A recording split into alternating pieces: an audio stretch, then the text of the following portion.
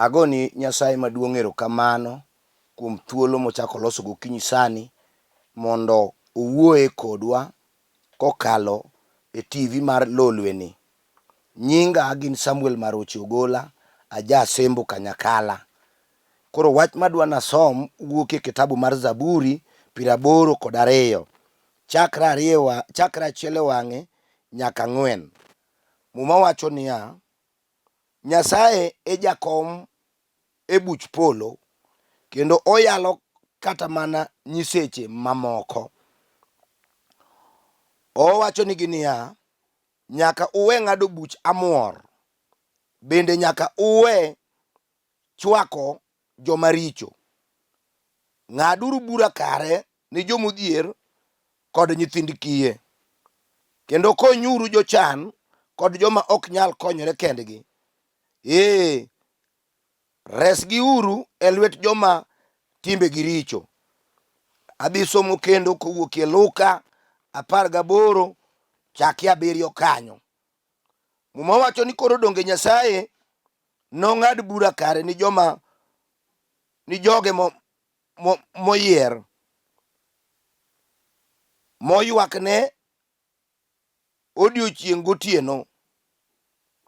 Uparo ni dodek ma okonyogi koso? Ooyo, awachonu ni nong'ad bura kare piyo piyo. Apako Nyasaye maduong' mar yuoro mar nditi.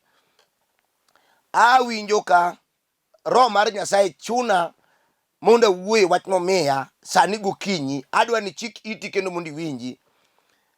Muma wacho ni e buche te migoyo mag polo, Nyasaye ne jakome. Tiende ni ka koro adwa nakelnigo mayot, Yesu ma ja Nazareth en ye jakom mar bura. Buche te migoyo e polo, Yesu e jakom. To owacho ni wan bende wabed jong'ad bura makare kaka en be ong'ado bura. Kendo kik wayie wang'ad buch amuor ni nyithind kiye, ni jochan, kata mondo liete, kata jomithiro. Kik wang'ad bura marach ka gima wadwaro mondo wagihinyore. To wang'ad bura ka ng'wono ni e iye kod hera. Ochako owacho ni donge en Nyasaye mang'ado bura makare ni joge moyiero. Tiende ni gima adwa nawuoye kodi kawuono en wach mar ng'ado bura. Nitie wach madwa ni winji, ni bedo ni Nyasaye oketi e oganda, idak kod ji e gweng'u kata e dalau, adundo kamojuoko luorono, kata e gweng'u kamirito gi miruka, e dalau kamibe ing'eye muluongorugo ni wan joka ng'ane. Nitie gik ma ok onego irungri e peyo ng'ade bura ni jochan. Ok onego irungri ng'ad bura maramuor kimayo chi liel lope tichiwo ni ng'at manosemiyi asoya kata ma uriwogo okeo. Iluonge ni okeo kaneya. Nobiro mogundhi otieno ma uwuoyo kode, mung'ado ni macha bura midhi ng'ad amuora. Bondo lo ka omiyi. Osiepna, gik mokawe yo angang' ok dhi mabor. Ok ibi pure, gino nodong' ni joma yaka ka in isenindo. Yowuoti mineno iketo mbele momi maji lo gi yore mag amuor michulo go ji pesa ling' ling' mondo obi odogni e bura mar barasa mogo e tie yien. In jaduong' magumbo kod okwajo kochimo tie yien mar ng'ado bura marach ni nyithind kiye. Ji mondo liete ma une monego uriti. Wach ni mbele, awacho ni tima kapod piny ber. Ibiro romo gagwati, ibiro romo gi lwany ma ok ni lo. We awachni bura mineni ng'ado amuora no, e kaka ibiro ng'adni be kothi te biro lwar gi palan mar ng'ado bura. Apako Yesu ja Nazareth ma dwa na wuo kodi sani kata dala midake noseng'ado ni bura marach, gineno ka gima in isefel, ionge faida mikele dalano, kata ichal ni dwa ting'o badi in gi point midwa golo, to kari kala kala nikech onge gimidhi medo e wachni no. Ji ohute, kik iywagi. Nyasaye ochung'ie bura, loya maduong', advocate ma ok chul pesa, Yesu ja Nazareth nong'ado buch dhako manomak ka terore rando, ma ji obolo kidi piny ma dhako chodhi gi lwete. Kapako duong' mar Jehova ibende kama intieno, kata ineno ka jomoko ng'ado ni bucha muor, gichalo ka gima nyithindi ema giwuoye.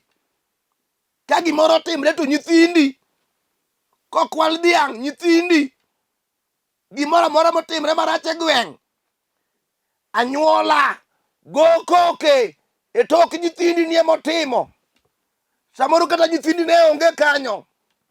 En bura ming'ada muor. Tapenji, to ere kaka diging'ad bura no tionge gimoro e lweti? Gineno ni dhier, kia gineno ni jakwecho. Winji, weya gine kamano, Nyasachi nitie ma jang'ad bura kare. Apako misinga mar lweny, ondike Muma ni Nyasaye odagi jok mathiro jo nyithindi kiye gi mondo liete, odagi jo mathiro jo chan. Apako Yesu thuon, apako ja Nazareth. Samoro iwinjo nyamera, ngima midhigo no ok oseberni, to jomodong' gin na joma kuodhi, ging'ado ni bura ma ok kare. Moko wacho ni anyango mineno no okethore mochalo fuam ka e gweng'wa ka. Winji, waweya gi wuo mana nikech ni kwa ng'ato nanga. Nyasaye ma wuoyo go mar Israel biro wuok ni e lela ka ji neno. Jehova biro ting'o badi malo, ma nyinge manomiyi te Jehova biro golo. Ing'eni chan nyalo mi iluongi kata ni jajuok to ng'ama iseiro onge. Ing'eni dhier nyalo mi imiyi nying madongo ma kata kumitere ji wuoth in idong' ok idhi. We ywak ka gweng' te owuok dhi e wuotho, in emidong' nikech ok osoli. Ing'ado ni bura ni to isoli ang' ni gol ang'o? Jogo gwedhi owe thagi. Nitie jal modak e polo to duong'ne ni e piny, luongo ni ja Nazareth. Ang'eyo teko ma en go. Oger gi joma thiro joma chano, oger gi joma thiro nyithind kiye. Apako Yesu thuon, ajabu mang'ado bura kare. Ka piny oseweyi, samoro ji oseneni kituo, tuo matuoyi nyocha onego ng'ato loka cha ji ong'eyo. Ji be oseng'ade bura ni macha to nege, kata obed gi pesa wang'ni to tho. Jomosechako gawo mitokeni be gawo. Winji, Nyasaye ma wuoyo kuome ni ochiero Lazaro koseninde bur ndalo 4. Nyasaye ma wuoyo kuome ni ochiero kijana kochimo kaburini koting'ie go kidhi iki. Yesu ma wuoyo kuome ni biro chope ngimani ka koro isegolo geno. Ka ji oseng'ado ni bura, ma daktari osendiko ni stage ma koro tuoni ogikeni ok nyal thiedhi. Apako Yesu, mano kaka Nyasachwa ng'ado bura. Nyasachwa to wacho niya, ni ka in full gi dhogi ni Yesu e ruoth, to en oresi, ibiro resi e richo, ibiro resi e tuo, ibiro resi e lweny, ibiro resi e chai, ibiro resi e buono. Kata nyuol oseketi kando e gigi ma gitimo, ging'ado ni bura ni kia ijamer, kia in ng'ama ok nyal wuogo, nikech gineni ka ng'ama oran. To in kigo pachi peksen, tineno ka pachi to ler. Winji, nitie jang'ad bura, Ondiek, Ruodh Salem, Simba mavod dhod Juda, nyakwar Jese, ong'ado bura kende ba omalo. Okoni wuora, wenegi nikech gikia gima gitimo. Yesu ja Nazareth, jang'ad bura makare, apako Yesu no.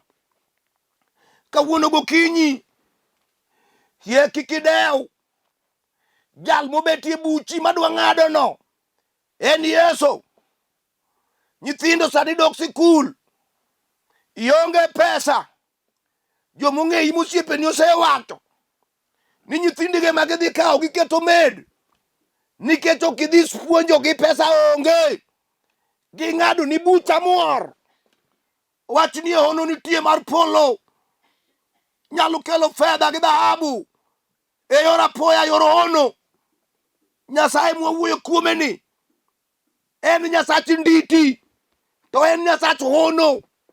Ka onge hono, ok en Nyasaye, nikech ondikie Muma noluongre ni jabura ma hono. Apako Yesu thuon, apako ja Nazareth. Bura mane moseng'adni marach miwinjo ka wang'o iyi? Samoro chuori oseng'ado ni bura gowetene kod min gi dayo malo ni ok ibi yudo nyathini sechwe lur, momiyo dichuo gawo nyako moro dwa kawo kendo. Buchi oseket kando, fail ni osepandi ni in koro kinyal mako ich. Oh, mano to gini magitimo. Nitie bura minyalo apia, nitie apil minyalo mako e buch polo. Ikod Nyasaye bi ng'ad bura kare, ochope wang'e. Jehova nyalo ng'ado ni bura mipo kiting'o nyathi gi napking. Nyasaye mawuoyo kuome ni notimo ni Sara gi Ana, koseng'ad ni gi bura ni ok nyalore. Apako Nyasaye maduong' mar yuoro. Samoro iwinja osiepna, kendo setami kimak nyakoni to thiro, kimak ma to ha, kimak ma tisemo, buchi ong'ad maler e gweng'u kanyo. Otieno to ok bi kendo, kendo tame. Adieri be king'iri tineno ka in misumba. Jomoko be wacho ni in senior bachelor, kama intie ionge duol, pachi weyi, otami nyaka wuotho gi mbeseni, nikech gin gi mon te to iti onge go. Manyuolo ng'ado ni bura ni ok ibi kendo. Nitie lawyer, advocate maduong', okil Kamaloka, luongo ni Yesu thuon ja Nazareth, nyalo rucho gik moko te mana anyuola osewacho kuomi go, nyaka ma jirani osewacho. Mokel ngima, okel ngima osiepna. Mine ka nyako donjo koting'o poch ka Jehova okelo midag go makari bedie, ma joma ne paro noseyombi, ijuki michaki kalgi. Wuoyo kuom Yesu thuon, bura mane moseng'adi ni mama, seng'adi ni bura mane nyako, ni samoro kibidhi tedo, tedo sebai, ineno ni iki oseniang'. Winji, sama Nyasaye miyi dichuo, ok ong'i higa, ong'iyo ni sa oseromo. Apako Nyasaye maduong', bi ng'eyo ni sa Nyasaye ber molo sa miketo kuomi gi dhano. Apako Yesu thuon, apako Kingi, apako ja Nazareth, apako jal manitie. Ere bura moseng'adi marach osiepna? Oseng'adi bura mane? samoro itemo mondo idwar gima dikonyrigo, iduogo gi lweti kiwuok idhi kapango, giwacho ni wuodo kelo nyap, nyocha odhi Nairobi oduogo gi lwete, giwuoyo kuomi marach, to iti ng'eyo ni ok inyap. Bura mineno gi ng'ado kuomigo owe thagi. Ang'e Yesu thuon mako buchi nidwa yalo, to wasigu moting'o kite e lwetgi ema bolo piny, tichako wuoth idhi ka in thuolo. Apako misinga mar lweny, bura manong'ad marach e jela mag chunje mane jochiende ong'ado ni chuo kod mon gi nyiri gi yawuoyi. Yesu noyudo ka chuo ni e jela, ong'ad nigi buche mag amuor. Ajabu nodonje jela. Apako misinga mar lweny, oyawo jela ka jela gi kifungune. Joneko dhi kawer, jowadwa wachango, ogolwa kok wachulo fain, mondi liete mano malope gi dhok gi mitokni. Oaye jela kawacho, jowadwa Nyasaye ogwedhi, nyithindi kiye manithiro mano tamruok tero sikul, Jehova wuok nigi piny, odhi oyawo jela kama noketgie giwuok oko. We awachni, buchi kong'ad maber, onge ng'ama dong'i e jela. Dwaro ni sani chak apil, koni ruoth apil. Bura nong'ad gamuor, bura nong'ad marach, bura nong'adi gi jomosechamo asoya. Awacho ni jodongo, ng'adu bura kare ni nyithind kiye, kata ni jochan koluongie bura moro. We ng'ado bura nikech isechamo asoya, ibiro ketho dala ni. Awacho ni apako Nyasaye maduong', onego ichwaki dhako machiliel maonge pesa no, onego ichwake, onego ichwak nyithind kich mineni mayo nikech onge go, ng'ama nyalo chung' ne onge. Pimie kamano, inine ka Jehova oduogo kori, to ka Nyasaye oduogo kori, ere gima ditame gwedhi. Apako Yesu thuon, apako jabura maono, kodonje buchi, kata noseng'adi ni buch tho. Yawuoyi mang'eny gi chuo mang'eny, mon mang'eny, jachien oseng'ado nigi buch tho. Gimineni timono, jachien nosewacho ni dhi go kodi e tho, to Yesu ja-Nazareth oduogo e fael, oero fael mar ng'ato ka ng'ato. Okoni kelane, adwa neno adier ka jalni ong'adne buch tho, ka buche oromo gi tho. Ong'iyo fael ka fael oyiecho, okoni onge ng'ami biro twe. Asedonjo an jabura maono, obetie kome mar ng'ado bura. Kawuono ji dok e miergi ka di thuolo, joma ne kong'o rano. Ka kong'o oserumo, awuoyo kuom Nyasaye maduong' mar nditi, Nyasach ono manyalo golo ng'ato e jela mong'adne bucha muor, jela mar jochiende. Apako Yesu thuon, apako ja-Nazareth. Ere kamiwinjo, ere kamiwinjo kong'adni marach? Ji osewuoyo kodi marom nadi? Ji oseng'ado ni nyiadhi. Jomoko be wacho ni in ionge, adiera king'iri tionge go. Chunyi owe tho, nikech Yesu jabura osebetie kom, dwa ng'ado bura maonge mapendeleo. Yesu mawuoyo kuome, kata ibed janeko manodhir kuomi gi thuon, kanyuolo neno ka pachi ler. Ne giparo ni gisetieki, to injili mayalo sani nyalo yawo pachi kaminenano, ma pachi duogi. Nitie bura miyalo sani, ma Yesu ja-Nazareth emobetie kom bura. Dhako mabiro winjo wach weni, buche ibiro teri apil. Ubiro neno hono, ubiro neno nyalo, ubiro neno teko, ubiro neno bad Nyasaye ma korachwich, ma en Yesu ja-Nazareth. duong kod pak gi loch kod teko od dog ne Yesu. Duong odog ni Simba ja Nazareth. Awuoyo kodi jaduong'. Ere gimineno kose niang'ni? Ere gimineno kose mai? Ere gimineno kose mai e bura maramuor?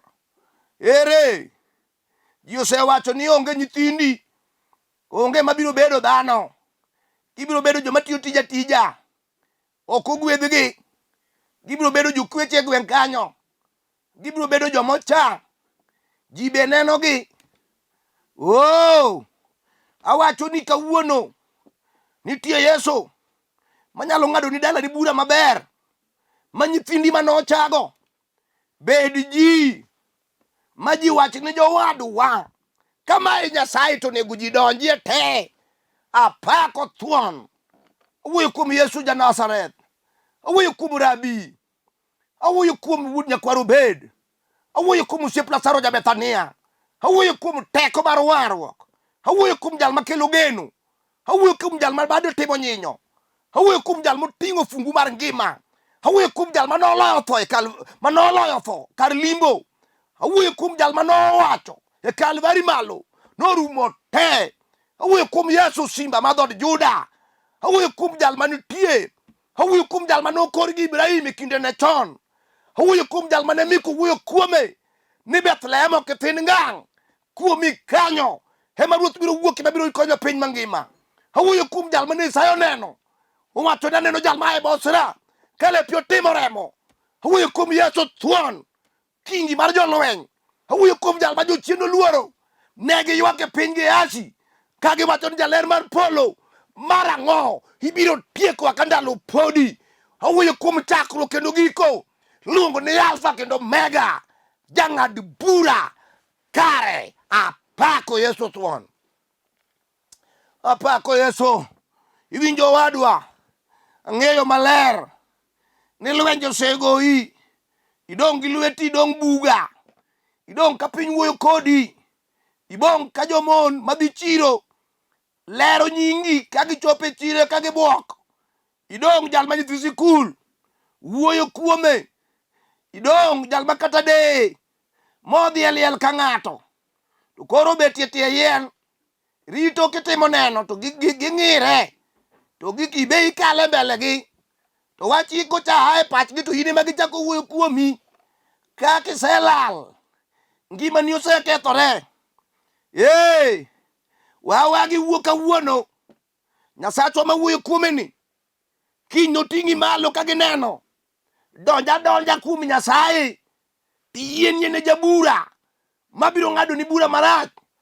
Samoro ne timo gimoro, samoro nohangi to ok ne timo, ohangi adiera motwe gi tol kiteri kameruka, kichwadi gi dela langa sa 4 ka nyango chung' malo, tadiera gino kitimo, bura nitie ma Nyasachwa biro ng'ado.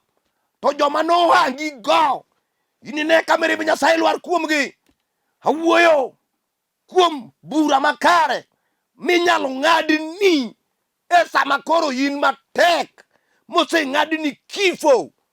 Apako Yesu, apako thuon, apako ja Nazareth. Akia ni biwinjo kaka wuoyo. Nyasachwa jang'ad bura kare, ong'ado bura ka koro piny osejwang'i, ong'ado bura kigik mwisho, ong'ado bura ka wedeni oseringi, osiepe ma yando madho go kong'e ba oseweyi kidong' buga. Awuoro joma metho, uber ndiye ng'iewo kong'o, to chandruok ng'ato to ok udonjie. Imiyo ng'ato kong'o ma wuogi ka koro pache ok ti, idong' makato dhi nindo kech gi ode tikia ni jokong'o ohere nadi, to ineno ka ranie gino dongo ne gidonji ikuom Yesu ja Nazareth. Awuoyo kuom jal manyalo ng'ado buchi kare.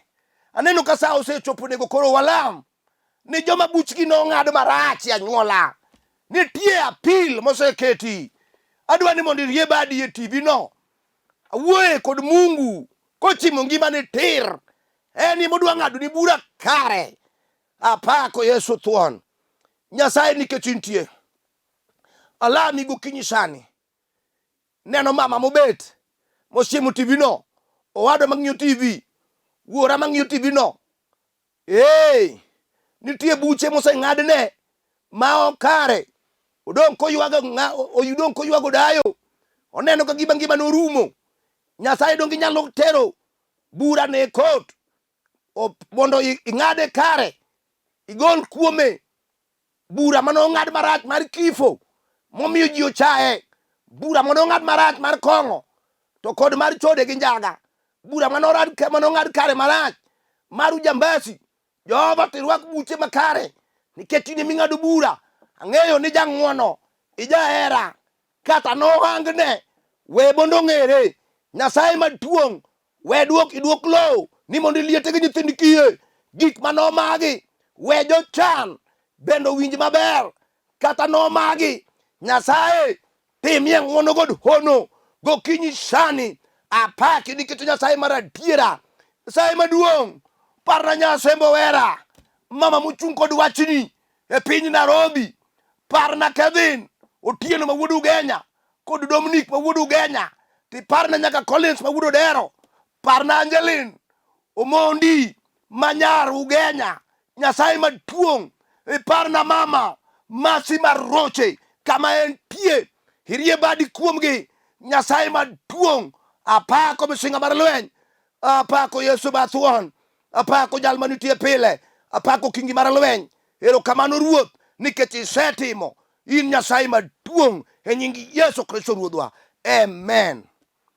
Nyinga kaka wacho iluonga ni Bishop Samuel Maroche. Aja Sembo Kanyakala. Ilora jigo tidhi Rambugu. Wuonwa en ogola kata otoyo. Apako Nyasaye maduong' momiya thuolo mondo awuo kodi. Kapod idwaro ni mondo iyuda, kata mondo wawuo kodi, kata lamni, kata ibi kama leme mondo washirikiana kodi kwadhi mondo lwenje majachino ketukumigo Nyasaye ogol. Mae namba mibiro tiyogo 07 400 87 57 5. Anuoyo 07 400 87 57 5.